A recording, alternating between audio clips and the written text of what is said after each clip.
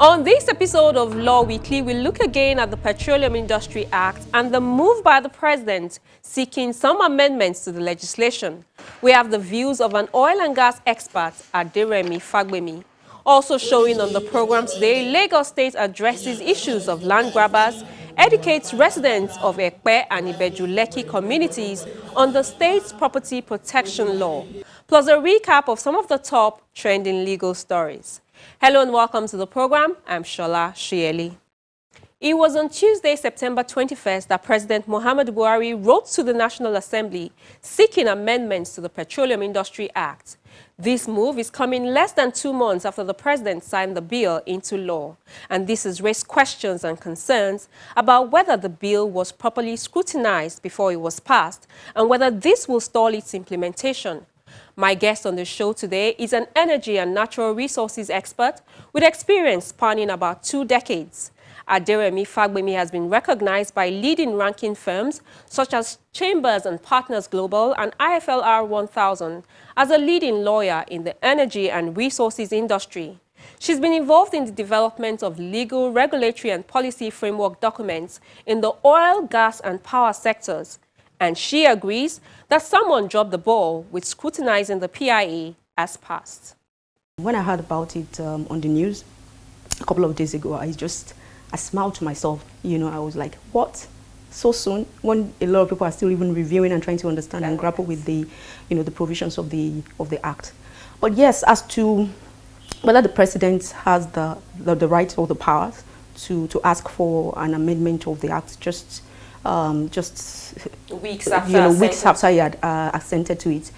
The very simple and direct answer to that is yes. Okay. It's not a power. It's actually a right he has as another stakeholder, just any other Nigerian citizen, actually any other stakeholder. So he is not going to be, demanding. Okay. He's just going to be appealing to the National Assembly. More like lobbying them? Yes, basically. And if the National Assembly see reason why they should be making that amendment, yes, he can make it. As we're aware, the Constitution by Section 4, grants or vests the legislative powers, of the country in the National Assembly, and goes further to say that the National Assembly, which is the Senate and the House of Representatives, can pass a bill which the president will then assent to. There's nothing directly, no provision directly in the Constitution that talks about amendment. But if you look at the Interpretation Act, Section 10 to thereabout, I think it basically says that where an enactment has vested a right or permits someone to carry out a right, then it is assumed that every other thing for that act, to be properly executed, as it were. It's assumed that those rights are also given to that body. So basically, the National Assembly, just as like any other time, has the right to make laws and to amend those laws. And so if the president is appealing to them to amend the laws, if they see reason why they should, that's the Senate and the House of Assembly, then that can be done. With regards to whether it will stall the process, he shouldn't. The PIA is an act as it is right now. Okay. So things should go on as they should. And I actually think it was because the president was trying to actually start to kickstart the process of enforcement, by appointing certain people that he realized, as it were, that certain provisions need to be changed. Okay. And so, yes, it's legal. Have we been down this road before?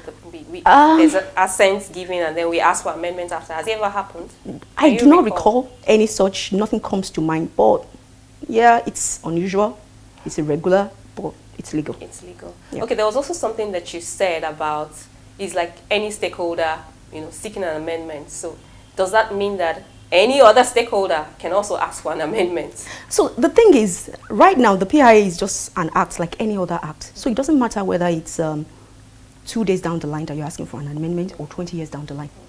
The point is, it's an act of the National Assembly. Stakeholders, interested parties can decide to seek for an amendment, but they will go through the regular channels and seek the amendment from the National Assembly. And the National Assembly is minded to consider it, then they will. The amendment that is seeking, I see that it's an administrative one of membership, expansion of membership.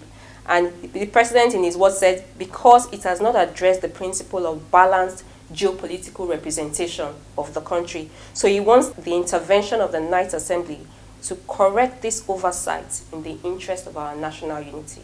So this expansion of membership, is it really necessary, this amendment, do you think? He's looking for, the president that is, he's looking for an amendment with regards to membership of the board of the Nigerian national, the upstream regulator, basically. That is the Nigerian National Upstream Regulatory Commission.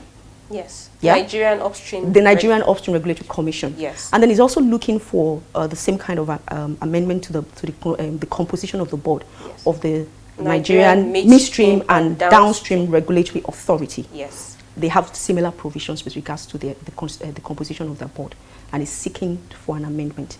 Now, the amendment basically, or should I say the provision of that, or, you know, of the commission, the board of the commission and the board of the authority, there is a particular provision, section 11 and section 34 respectively, that that seeks to appoint two non-executive members to the board of the commission, non-executive commissioners to be precise, to the board of the commission and the authority respectively.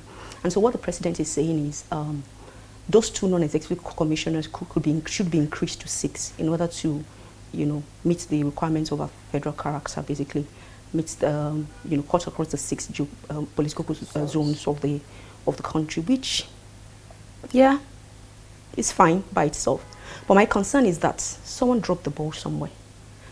This bill, the bill was passed, you know, was assented to by the president, like you said, merely 40 days ago. What happened? We've had previous versions of this bill where we had an interagency team set up by the executive, you know, reviewing the bill and submitting their opinion to the National Assembly for the National Assembly, you know, to look through before they even pass, you know, and before it goes to the president for assent. So I'm thinking, what happened, you know? And the interesting thing about this is that, if you recall, in 2018, the Petroleum Industry Governance Bill was passed by the two houses of assembly, the Senate and the House of Assembly. I mean, the House of Reps, sorry. And it was just waiting for the president to assent. Now, a little history to the Petroleum Industry Governance Bill. At a point when, you know, there seemed to be a lot of hold-up with regards to passage of the PIB, we decided that maybe we need to break it down into different sections, and let's take it one at a time. Let's take a section, deal with it. When stakeholders are fine with it, we can pass it. And so they were able to achieve that with the Petroleum Industry Governance Bill, to the point of taking it to the president for assent, where it was taught. Now, fast track down the line, this is 3 years down the line. Even though the president did not assent at that time, this bill was before the president, and I would think that the executive would have looked thoroughly at this bill. Because, guess what? The same provision with regards to the constitution, the two non-executive members, commissioners, that same provision was in the PIGB, you know, as of 2018. And so, at the very least, they might as well have looked at those provisions. And another thing that I read, make sure that they tally. Yes, that it was the same thing. So if they had an issue, the same two members. So if they had a problem with it at that time, they might as well have flagged it. So that and then you have the president signing. It's a bit untidy for me. And then I'm not privy to the letter to the Senate. And one of the things that I hear that the president asked for is what you just said. I've also heard or read that the president also asked that the ex-official members, you know, in that in the composition of the board should not be, you know, once the president appoints them, there is no need. There should not be need for Senate assent, because they are already civil servants, as it were, you know. If that were the case, then it seems as if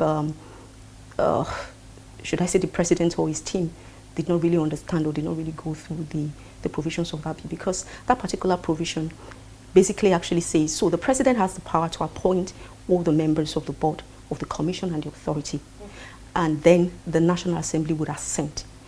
But the provision actually says, except for certain sets of people. And these sets of people are the ones that are the ex-official members. They are the representatives from the Federal Ministry of Petroleum Resources, representative from the Ministry of Finance, and the representative of the authority on the commission and the representative of the commission on in the authority, you know. So those people, there is already a provision in the Act that says that they do not need the appointment of the president and the assent of the National Assembly. So this amendment is not necessary? This particular one I'm talking about, it doesn't seem, it's not necessary because they've been exempted as well. So if the president is asking for an exemption, then it seems as if someone is missing something somewhere. Okay. Yeah. I also read as well that they're asking for the some reporters said they're asking that the ministers, the Minister of Petroleum Resources and the Minister of the removal of the Ministries of Petroleum Resources and Finance from the boards of the two institutions. Yeah. Okay, so if it's just the ministry, so representation. So what we have on the boards right now is representation from those ministries. Now, if that is what the president is talking about, yeah, to an extent, he has a point. One of the arguments that was canvassed was the fact that ministers have policy-making powers, and they have a portfolio with regards to policy, supervision, and government representation in international fora and all that, and that should be enough, and they don't have to be members of the boards of these agencies. Yeah, to an extent. But then again, like I said, in the old PIGB, this provision was there. Who missed it? And bear in mind that the minister is still supervising, to an extent, these agencies, and there are certain roles that he or she has to play in this, you know, in guiding the execution of the functions of these agencies. So if they need to have representations, why not? The only place that I would think that maybe the representation from the Ministry of Finance and the representation from the Ministry of Petroleum Resources may not be necessary with regards to the NNPC Limited.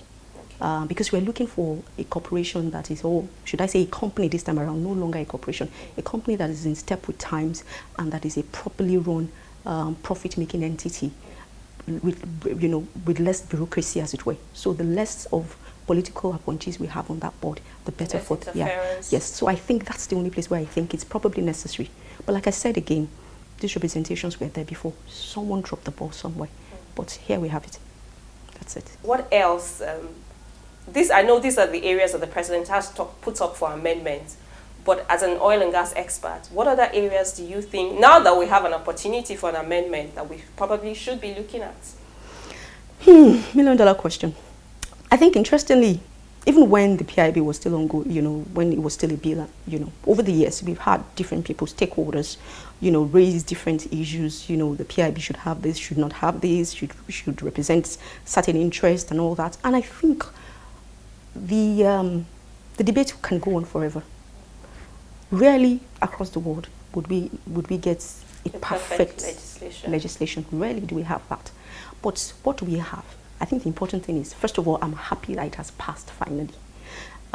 It may not be perfect for all stakeholders. It's difficult to satisfy everyone at the same time. But I think we have a bill, or an act, as it were, that has tried to address certain issues and should be able to stand up to any other acts of its type.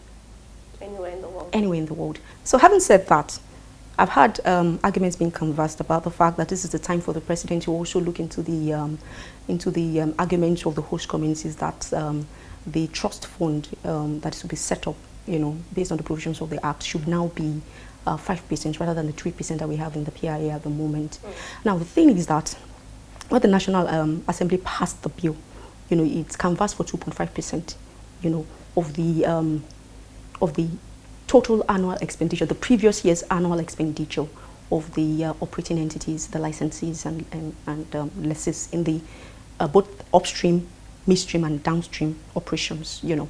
And then when the ad hoc committee gave their recommendation, they asked that the upstream operations should be 5% equity and then 2% for others, probably midstream as it were.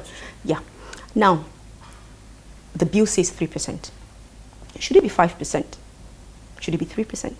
This is not something that I can talk about. It is very political, yeah, and there are a lot of passion, interests involved in this. Sure. But what I would say is this: if the 3% is properly managed and utilized, I mean, it will bring about a lot of change that the communities are asking for, and nobody will be worried about the percentage, whether it's 2%, 3%, or 5%, or even more. I think what the host community should be looking forward to is seeing something happen. And I really do have faith that because the operating companies, the oil and gas operating companies, are going to be involved in this process, it's likely to have more success than, without going into details, other provisions that have been made for the development of those communities, and we should just wait and see.